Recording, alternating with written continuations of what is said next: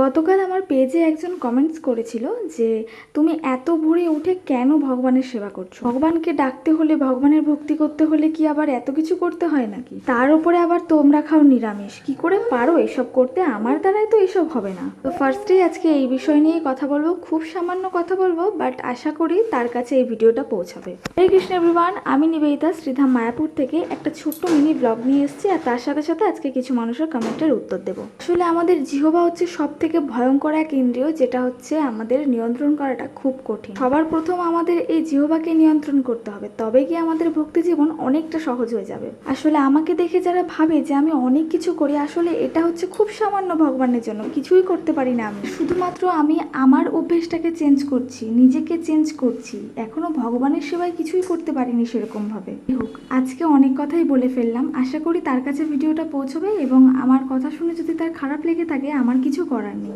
নিরামিষ খাওয়াটা হচ্ছে একটা কৌশল মাত্র, আর সেটার জন্য আমরা এখনো প্রচেষ্টা করে যাচ্ছি। আজকের ভিডিওটা এই অবধি।